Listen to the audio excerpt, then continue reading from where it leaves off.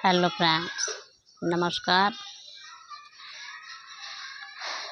जितने भी प्रश्न हैं मैं धीरे धीरे सबका आंसर दूंगी। भले समय लग जाए लेकिन धीरे धीरे मैं सबका आंसर दूंगी। तो आप सब का प्यार है, आशीर्वाद है। जैसे ही मेरा समय जैसे ही मुझे समय मिल जाएगा मैं सबका आंसर दूंगी। उसके पहले एक बात कि जीवन में दुख जब तक जिस दिन धरती पे हम आते हैं और जब हमारा धरती से जाने का समय होता है, वहाँ तक का दूरी में जीवन में दुख ही दुख है। हमारी महिलाएं, पुरुष सब दुखी हैं। किसी एक का मैं बात नहीं करूँगी। ऐसे अगर बोला जाए तो महिलाएं ज़्यादा दुखी हैं।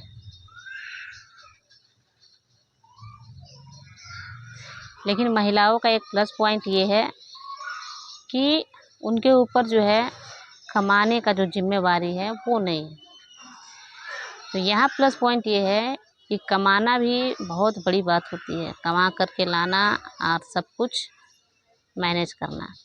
लेकिन यहाँ हम स्किप कर जाते हैं और यहाँ ये जो समय हमारा है वो हम अध्यात्म की ओर लगा सकते हैं। क्योंकि मुझे भी लगता था पैसे चाहिए, किसी पे डिपेंडेंसी ना हो। लेकिन स्त्री का जो जन्म है ना, आप कितना भी कुछ कर लीजिए लेकिन डबल वर्क हो जाता है। अगर आप जो काम करने वाली हैं उनको बाहर भी करना होता है, घर में भी करना ही करना है। कितना भी आप कुछ कर लीजिए लेकिन घर का काम छूटने वाला नहीं है। तो इससे बढ़िया क्या है? इससे बढ़िया है कि आप घर में बैठिए, चुपचाप खाइए, बनाइए, रहिए। तो मेरे साथ भी मैं काम करती थी, बहुत समय तक काम की मैं। लेकिन मेरे घर का स्थिति ऐसा था कि मुझे सारा काम घर का भी निपटाना होता था और जा कर के काम भी करना होता था। स्थिति मेरा बहुत दयनीय हो चुका था, बहुत ही ख़राब हो चुका था। फिर मैं बोली ना दोस्त, क्या क्या करना है ऐसे पैसे का, इससे बढ़िया घर में बैठो। और जब मैं घर में रहने लग गई, ध्यान जब भी समय मिले ध्यान में उतर जाइए। ठीक है, जो साधिका हैं, जो मेरा वीडियो देख रहे होंगे वो तो ऑब्वियसली वो साधिका होंगे, ध्यान की ओर वो चल पड़े होंगे। तो जो समय है उस समय को अध्यात्म की ओर लगाना है, ये प्लस पॉइंट है। पुरुष के लिए क्या है, पुरुष चाह कर के भी घर में वो बैठ नहीं सकते हैं। स्त्रियां जो है वो घर में किसी भी कोने में बैठ कर के ध्यान वगैरह कर सकते हैं। लेकिन पुरुष जो है उनके ऊपर जिम्मेवारी होती है, उन्हें घर भी चलाना है, कमाना भी है। वो चाह लेंगे कि घर के एक कोने में बैठ कर के ध्यान कर लें तो उनका घर वाले जीना मुश्किल कर देते हैं। ठीक है, तो कष्ट दोनों को है। ईश्वर ने हमें जिस जगह रखा है, जहाँ हमें समय मिल जाता है उस समय का हमें उपयोग कर लेना है। बात रही दुख की, तो जिसके जीवन में दुख है वो कान खोल के सुन ले या फिर वो ये चीज़ जान ले कि जीवन में दुख जो है ना, जिसके जीवन में दुख आता है वो बहुत ही सौभाग्यशाली होता है। और जिसने दुख को देख करके अपना त्याग कर दिया, अपने आप को ख़त्म कर लिया, वो स्किप कर गया। वो उस हीरे की परख को जान ही नहीं पाया। वो हीरा उसके अंदर जो छिपा हुआ था वो चीज़ वो कभी जान नहीं पाया और उसने अपने जीवन का सत्यानाश कर दिया। मरने के बाद क्या होता है? शरीर मर जाता है, लेकिन जिस चीज़ के लिए आप मरे हैं वो तो जिंदा रहता है। मन, जिस कारण आपने अपने शरीर को त्याग दिया, शरीर ख़त्म कर दिया, मन ही तो था। जो मन कहता है वही शरीर करता है। मन तो मरा ही नहीं, वो तो फिर जन्म लेगा। ये चीज़ लोग नहीं जान पाते हैं और वो सोचते हैं कि किसी तरह शरीर को ख़त्म कर देना है। शरीर ख़त्म हो गया, सब कुछ ख़त्म हो गया। अरे नहीं, फिर अगला जन्म मिलेगा, फिर 4 लोग आपके पास खड़े हुए मिलेंगे, वही लोग दूसरे जन्म में। क्योंकि कर्म पीछा छोड़ने वाला नहीं है, आपको मुक्त होना है। तो जिसके भी जीवन में कष्ट है वो ये समझ लें कि ईश्वर ने उन्हें हीरा बनने का मौका दिया है, उसका आप उपयोग करें। उससे ओवरकम हो और अपने अंदर की जितने भी बेकार बोले तो अपने अंदर की जितने भी अपशिष्ट पदार्थ हैं उसको बाहर कर देना है। और आप बोलते हैं ना, हीरे को बहुत प्रोसेस से गुजारा जाता है, उसे काटा जाता है। कोयले के खदान से जब वो निकलता है तो कोयले की तरह होता है, लेकिन उसको हीरा बनने के लिए बहुत सारे प्रोसेस से गुजरना पड़ता है, लास्ट में जाकर के वो हीरा बनता है। तो वही चीज़ हमारे साथ होता है। तो दुख से घबराना नहीं है, वो दुख आपके पास आया है वो आप ही का कर्म है, आप ही के कारण आ रहा है। जिस दिन आप दुख से ऊपर उठ जाइएगा ना, उस दिन आपको सब कुछ समझ में आने लग जाएगा कि क्या था क्या नहीं था, क्यों मेरे साथ दुख हो रहा था, क्यों मैं परेशान थी। तो बाद में पता चलता है कि सारे दुखों का जड़ तो मैं खुद ही हूँ। मैंने ही अपने दिमाग में हर एक चीज़ को एक एक करके भर रखा है।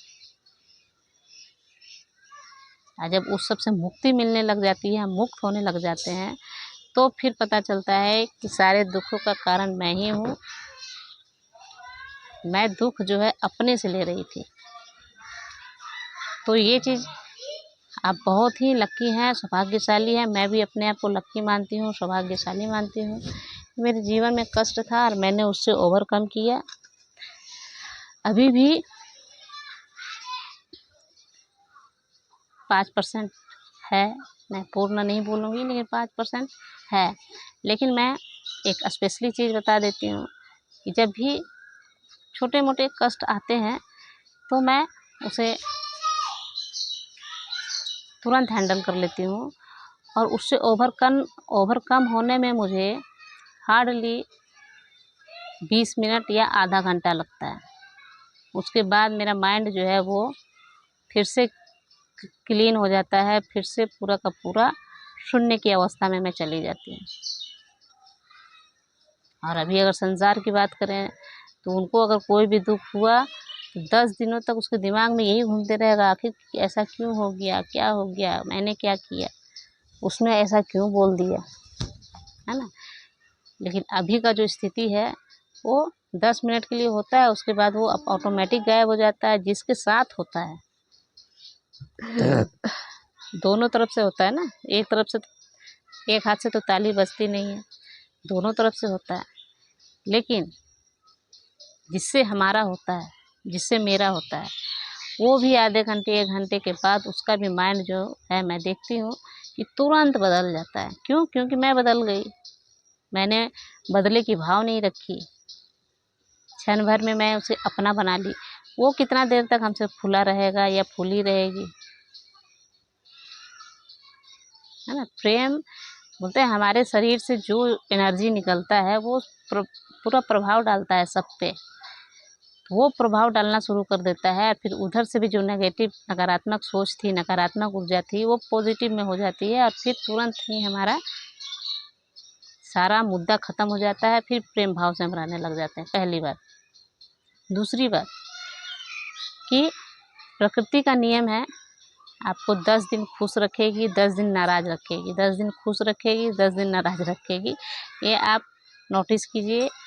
मैंने बोला था डायरी में लिखिए, आपको सब कुछ पता चल जाएगा। तो ये आप नोटिस कीजिएगा कि जिसके साथ भी आपका प्रेम भाव है, 10 दिन तो इतना बढ़िया से चलेगा, इतना प्रेम भाव सब कुछ मेल मिलाप, उसके बाद ऑटोमेटिक कुछ ऐसा घट जाएगा कि फिर दोनों में जितना प्रेम था उतना ही नफरत हो जाएगा। फिर वो ज़्यादा समय तक नहीं चलेगा, वो 10 दिन तक फिर चलेगा, 4 दिन 5 दिन, जिसका जितना समय खींचा, फिर से वो प्रेम में बदल जाएगा। तो ये प्लस माइनस यही जीवन है। अगर इसमें प्लस भी हटा दिया जाए, माइनस भी हटा दिया जाए, तो फिर जीवन शून्य की ओर चला जाएगा और हम सत्य को उपलब्ध हो जाएंगे। जीवन चलने के लिए दोनों प्लस और माइनस का होना ज़रूरी है। ईश्वर ने हमें इसी प्रकार बनाया है और इसी प्रकार वो हमें चला रहे हैं। तो जब हम इससे ओवरकम हो जाएंगे तो दुख सारे ऑटोमेटिक सब खत्म हो जाएंगे और हमारा जो ऊर्जा है उससे सब कुछ हर एक चीज़ प्रभावित होगा। तो आपकी ऊर्जा कितना मायने रखती है। अगर हमारा ऊर्जा नेगेटिव है तो हर चीज़ नेगेटिव प्योर बदल जाएगा, नेगेटिव हो जाएगा। लेकिन हमारा ऊर्जा अगर पॉजिटिव है तो हम नेगेटिव को भी पॉजिटिव में बदल सकते हैं। तो इसीलिए हमारा प्रथम कार्य ये होना चाहिए कि मेरे तरफ से जो है वो पॉजिटिव साइन होना चाहिए, नेगेटिव नहीं। ठीक है। और बात रही कि ईश्वर खोज रहे हैं, ईश्वर की, तो जब भी दुख होता है ना तो उसके बाद हमें ऐसा महसूस होने लग जाता है कि दुनिया में कुछ भी नहीं है, कोई अपना नहीं है। फिर हम किधर भागते हैं? फिर हम भागते हैं जहाँ हमें आंसर नहीं मिलता है, जहाँ हमें कोई पलट करके जवाब ना दे। वो जगह कौन हो सकता है, कहाँ हो सकता है वो जगह? चाहे तो मंदिर, चाहे तो अकेलापन। और वो अनभिज्ञ हैं कि जो अकेलापन, जो अकेले रह रहे हैं, वही हमारा वास्तविक सच्चाई है। और हम भागते हैं, अंततः हम भागते वहीं पे हैं।